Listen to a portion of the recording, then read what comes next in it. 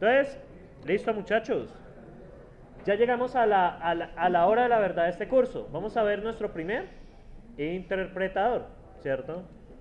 Pero primero vamos a hablar de interpretación y compilación, ¿cierto? Muchachos, ese es el momento cúspide de este curso. Aquí ya empieza la montaña rusa. Porque ya vamos a hablar primero de un interpretador sencillito. Y lo que vamos a hacer el resto del semestre es agregarle juguetes, ¿cierto? Y primero solamente puede procesar números, hacer sumitas, cosas así.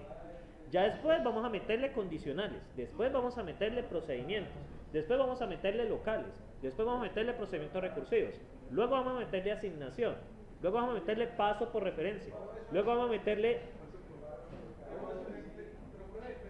Sí.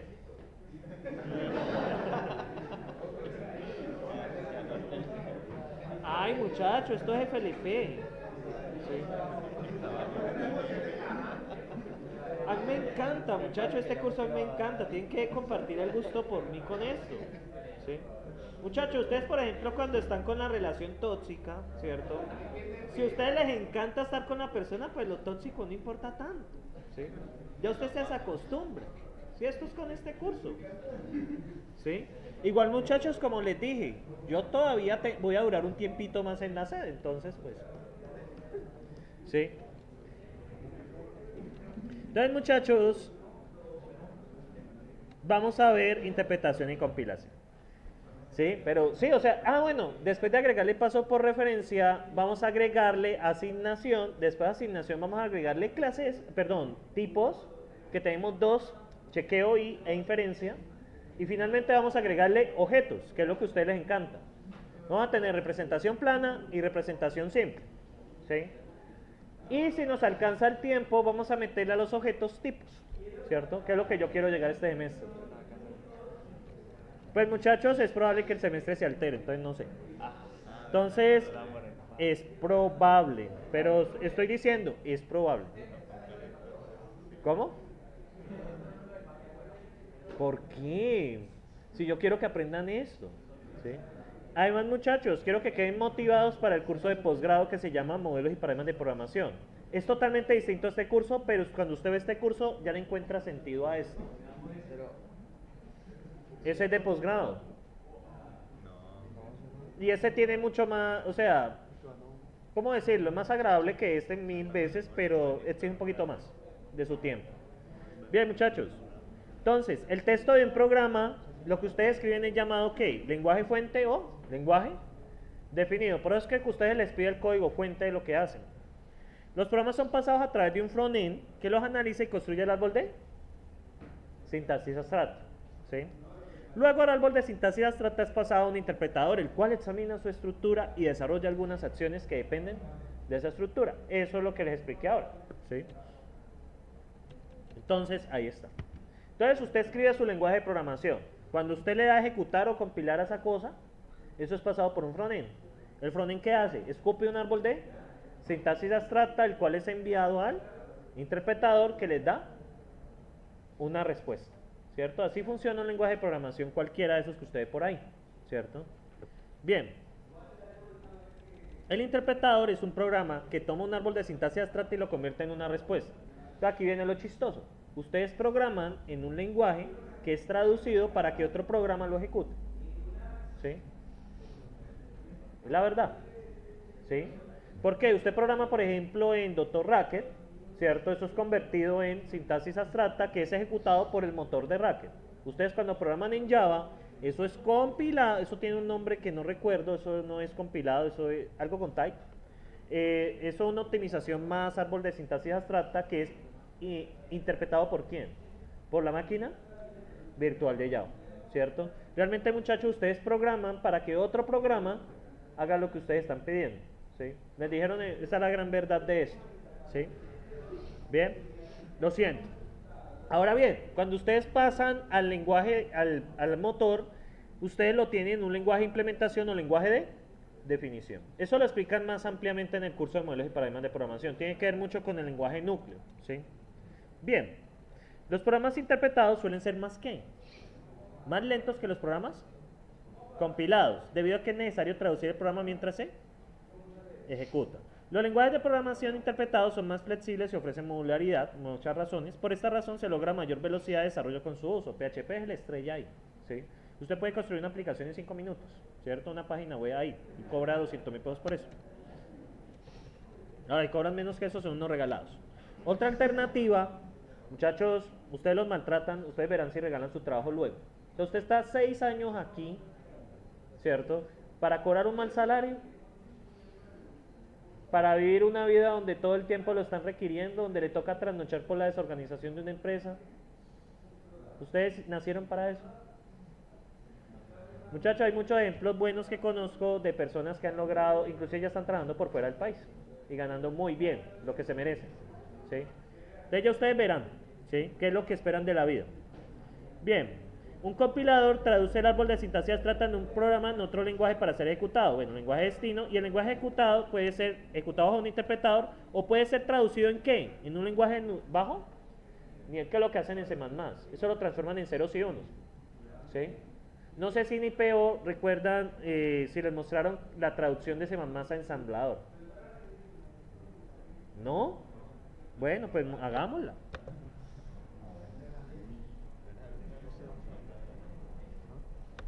Ustedes deben ver el ensamblador en Arqui 2, si no estoy mal. ¿O me equivoco?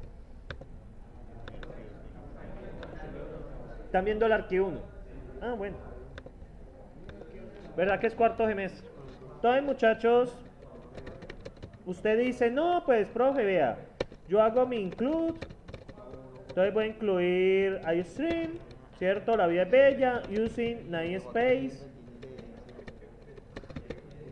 std, int main, y yo soy un bello mensaje que dice, holita. Ya hola mundo es muy viejo, entonces vamos a guardar eso por ahí.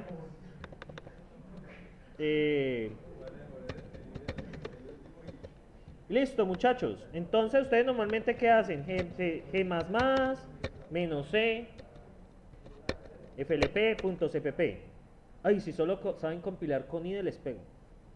Eso es un pecado. sc-o, etc, flp.o, etc. Listo, ya lo compilé. Pilas, muchachos, si solo saben compilar en IDE, eso es vergüenza. Hay que hacerle lo de Cersei, ¿sí? Si ven Game of Thrones, pasearlos aquí por toda la paso ancho pegándolos. Bien, ahora bien, muchachos, G++-S nos permite ver el código ensamblador asociado. El código ensamblador depende del procesador, es decir, si yo genero aquí el ensamblador para este procesador, va a ser distinto para un Intel, porque cada procesador tiene sus propios comandos que le ofrecen al mundo. Entonces, -S, flp.cpp. Pero los que vieron hipo conmigo les tocaba así, a pura consola. Ya después pasamos al IDE, obviamente. Entonces, ¿qué pasa? Miren este flp.s. Vean aquí. Observen esta belleza. Ese es el ensamblador, ¿cierto?, que hace holita en acá. Obviamente este ensamblador está pensado para este procesador. Si ustedes lo procesan en otro procesador, un Intel, un ARM, lo que sea, pues estos comandos pueden ser distintos y los nombres de los registros pues suelen ser distintos. Quien ya vio Arqui 2 me entiende lo que estoy hablando. Quien ve Arqui 1, pues acuérdese esta charla y en Arqui 2 la entiende. Entonces, muchachos, todo esto, ¿cierto?, es lo que hace su querida máquina para imprimir hola. Esto es lo que hace la máquina. Y creo que tengo el ensamblador acá, vamos a ver si me funciona. No lo he usado desde hace rato, creo que es ASM. Ah, sí. ASM no, AMS. Esperen, yo veo algo. Creo que se llama ACM, el interpretador. Déjenme ver. Vamos a ver, muchachos, si está. Ay, tan antichévere esto. ASM, es que no recuerdo, es así. ASM se llama el interpretador de Case Assembler. Vamos a ver. ACM. No. Bueno, no recuerdo el interpretador de ACM. Bueno, se los quedo viendo. Entonces, muchachos, si hubiera ejecutado el interpretador de ACM, ¿qué les va a aparecer? Olito. ¿Qué va a pasar acá? Esto pues tiene que almacenar eso, tiene que hacer los cambios en los registros, tiene que ejecutar la interrupción a pantalla. Cuando ya ejecuta la interrupción a pantalla, que es un INT21, si no estoy mal, déjenme ver qué interrupción ejecuta esta cosa. ¿Dónde está la interrupción? Debe haber un INT por acá. No lo veo. Este procesador funciona diferente. No tengo claro dónde ejecuta la interrupción. Ah, creo que es el call, ¿no? Ah, sí. Pero bueno, eso depende del interpretador. Ya cuando usted el assembler que ve es para el procesador 8086. Este es el ensamblador para este procesador AMD, ¿sí? Entonces, por ahí debe estar la interrupción que envía la información a pantalla, carga en registro, el Olita y lo manda a pantalla y se imprime Olita, ¿sí? Eso ustedes lo van a hacer en Arquidor, relájense de la vida, ¿sí? Se van a programar de esta forma. Entonces, muchachos, ese es el gran secreto que existe esto, ¿sí? Ustedes piensan de que los lenguajes de programación son sencillos, sí, muy cierto. Pero, ¿cómo es la realidad de las cosas? Pues observen la realidad de las cosas, ¿sí? Preguntas hasta aquí, muchachos. Lastimosamente no tengo el ejecutor de ensambler aquí. No recuerdo cuál es. Creo que era SM, pero no me funciona. Preguntas, muchachos. ¿Ah? ¿ASM? Pues dale SC-S y ejecútalo a ver si funciona. Pero depende si es el ensamblador de 8086, no te va a funcionar. Debe ser ensamblador sobre la misma máquina, ¿sí? Bien, muchachos, ¿tienen preguntas? ¿Sentimientos? ¿Quieren cancelar? No, mentiras. Bien, muchachos, preguntas. Quedan 2 semanas para repetirse. No, mentiras. Bien, muchachos, preguntas. Ok, me encanta cuando no tienen preguntas porque sé que han entendido.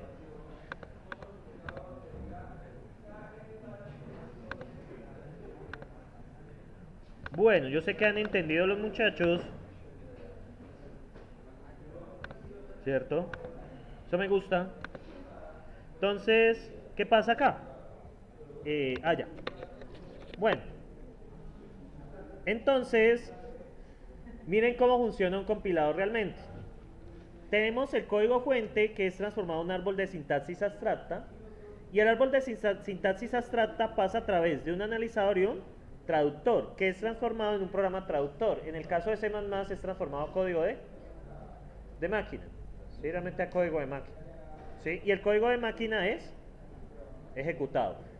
Así funciona Java, ¿cierto? Java genera un árbol de sintaxis, el compilador hace optimizaciones y lo convierte en un lenguaje destino que es interpretado ¿por quién? ¿Por la máquina virtual? Entonces, por eso es que Java no es recomendado para tareas intensivas. Java es muy bueno, ¿cierto? Pero para tareas intensivas, procesamiento de datos, no es bueno porque tiene estos intermediarios que lo hacen más lento. Por eso, muchachos, es que, por ejemplo, en programación, donde en Big Data es preferido, Python, yo les voy a explicar por qué, a pesar de que he interpretado, y C++. Python, bajo el uso de librerías que funcionan como frontend hacia C++. Realmente su código de Python es transformado en código en C y ese sí es ejecutado. ¿Sí me siguen allí? Por ejemplo, en Machine Learning han escuchado que se utiliza mucho Python, ¿sí? Pero es porque las librerías son optimizaciones. Realmente es un frontend, es una interfaz hacia C, ¿sí? Ustedes pueden leer la documentación, por ejemplo, de Scalea, y realmente es una interfaz hacia C++. ¿Por qué? Porque es más eficiente que ponerse a interpretar eso. ¿Listo? Presten atención porque puede salir en el examen. Bueno, ¿por qué no uso Python para tal cosa? Ah, no, profe, es por esto y por eso, ¿sí? O porque no sé Python, también sirve, ¿sí? No mentiras. Entonces, seguimos por acá. Por lo general, un lenguaje de destino es un lenguaje de máquina interpretado por el hardware. Ese ensamblador realmente es una secuencia de ceros y unos. Por ejemplo, el comando movx, realmente si usted cuando escribe movx realmente es interpretado como una cadena de ceros y unos. Cuando vean arquivos, cuando vean unidad de control, lo van a entender mejor, ¿sí? Entonces, ¿qué pasa ahí? Realmente puede considerarse un paso, realmente el paso de ensamblador al lenguaje de máquina es prácticamente directo. Ahora bien, otras implementaciones del lenguaje utilizan un lenguaje destino de propósito especial que es más simple que el original, a eso le conoce como lenguaje núcleo, y para el cual es relativamente fácil escribir un interpretador. Como les digo, un for es transformado en un loop o en una función recursiva, porque es más fácil, ¿sí? Es más fácil de utilizar, ¿sí? Esto permite que el programa pueda ser compilado una vez y ejecutado en diferentes plataformas. Y los lenguajes destinos son llamados lenguaje bytecode y sus interpretadores máquinas virtuales. Python tiene su máquina virtual, Java tiene su máquina virtual, Racket tiene su máquina virtual, ¿sí? Todos los lenguajes que ustedes aman suelen pasar por máquinas virtuales, ¿sí?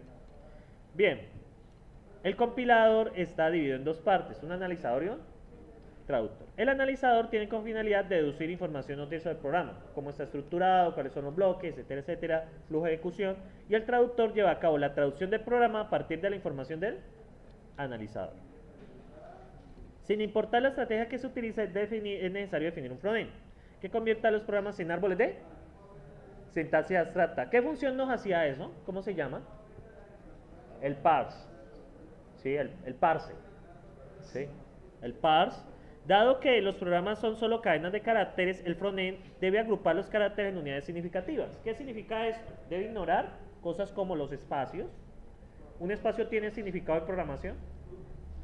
Aunque hay un lenguaje troll donde los espacios tienen significado, uno puede programar a base de espacios y etapas. Pero eso es un lenguaje troll, o sea, eso es realmente es una crítica a todo esto. Por ejemplo, en C++ los espacios no tienen significado. Si usted coloca 1 o coloca 10, pues es lo mismo, ¿cierto? Usted coloca int, usted es así de esos estudiantes que les gusta programar horrible, igual a 5.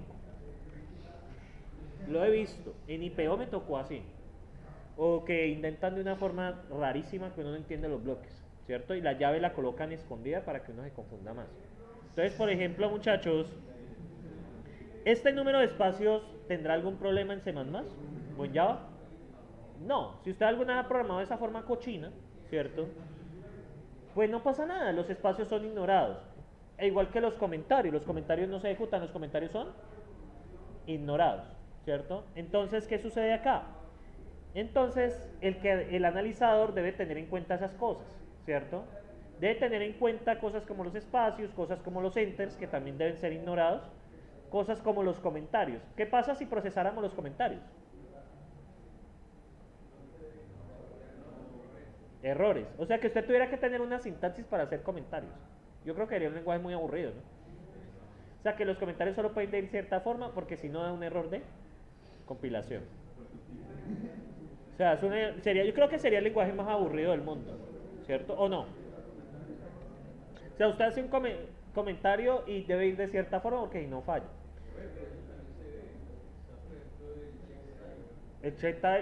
Sí, los comentarios deben ir. Uy, eso es. Lo que pasa es que eso depende, también depende de las buenas prácticas de desarrollo. Lo que pasa es que hay lenguajes de programación que están pensados también para generar APIs. Entonces los comentarios sí deben de ir de cierta forma. Eso es muy aburrido, ¿no? Entonces eso hay que dejárselo a personas que van a trabajar en eso, ¿cierto? De cualquier cosa, todo lo que esté basado en JavaScript diabólico, ¿sí? Bien, JavaScript tiene el problema es que JavaScript es un lenguaje interpretado, pero el motor es el navegador. Entonces, ¿qué va a pasar cuando usted está trabajando en frontend? Que JavaScript es utilizado en frontend. Que Internet Explorer lo procesa de una manera, Firefox de otra, Chrome de otra y Mozilla de otra. Ve el otro navegador, el de Apple, Safari. Cada lenguaje de programación lo interpreta de distintas maneras. Cada navegador lo interpreta de distintas formas. ¿Qué pasa ahí? Que cuando usted programa, a usted le funciona, usted ve la página bien bonita en Mozilla Firefox. Cuando usted lo pasa a Chrome, aparece un error espantoso y usted no sabe dónde sale. Eso es uno de los principales problemas con JavaScript. Para eso está saliendo la especificación de HTML6, que supuestamente sale en 2 años. El WW va a cambiar mucho dentro de 2 años. De hecho, WW es un curso que el profesor debe estar siempre actualizado, si no sirve para nada. Básicamente es el curso que más exigente para mí es de que uno debe estar actualizado en WW. Es lo que más avanza. Si el profesor de WW, muchachos, y que quede grabado, si el profesor de WW se concentra en cosas como la clásica, PHP, puro, más CS, más CSS, más HTML, más JavaScript, esa combinación el profesor está desactualizado. Porque ahorita se utilizan principalmente frameworks. ¿Sí? Y ahorita ya, por ejemplo, no haga el crudo en PHP normal, no, cielet, asterisco, bla, bla, bla, bla. Eso ya no se hace. Ya se utilizan son frameworks. ¿Sí? El profesor de TripleW uno de los que debe estar más actualizados con eso. Si no, están recibiendo un TripleW desactualizado. Bien, muchachos, en fin. Bueno, dado que los programas son solo cadenas de carácter, el frontend debe utilizar unidades significativas. ¿Qué es significativo para él en esto? Pues ignorando los espacios, ignorando comentarios, ¿cierto? Es lo que tiene significado para él. Ahora bien, la agrupación de estas unidades se lleva en cabo en dos etapas, scanning y parsing. El scanning convierte el texto en unidades significativas, es decir, ignora espacios, comentarios, etcétera, etcétera. Y el parsing transforma esas unidades significativas en un árbol de sintaxis abstracta. El scanning es el nombre que se le da al proceso de ir la secuencia en carácter en palabras, números, puntuación y comentarios, etcétera, etcétera. Estas unidades son conocidas como unidades léxicas, lexemas o tokens. Vamos a utilizar tokens, ¿cierto? La especificación del lenguaje se refiere a la forma en que un programa debe ser dividido en unidades léxicas, es decir, cosas como comentarios, cosas como espacios, cosas como números, cosas como texto, etcétera, etcétera. El escáner recibe una secuencia de caracteres y produce una secuencia de unidades léxicas. La especificación léxica es una parte de la especificación del lenguaje. Por ejemplo, cualquier secuencia de espacios y una nueva es equivalente a ¿qué? Pues a un espacio, ¿cierto? Usted, por ejemplo, INTN, es un poco de espacios igual a 5. Es lo mismo que tenerlo pegado, ¿cierto? No tiene problema. Un comentario en este caso va a comenzar con porcentaje. Aquí lo van a utilizar el porcentaje para comentar, ¿listo? Y el identificador es una secuencia de letras y números que comienza con una letra, el nombre de variables, pues. ¿Listo? Bien. Por ejemplo, el siguiente muestra un segmento de código y la forma del escáner lo analiza.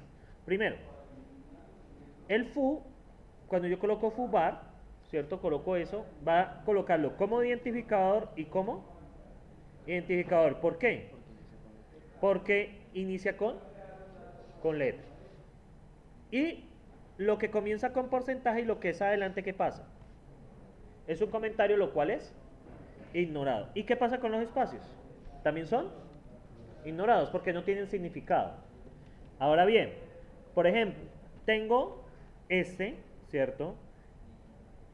Y miren acá, vas lo coloca como un identificador, pero la palabra begin lo coloca es como una palabra reservada.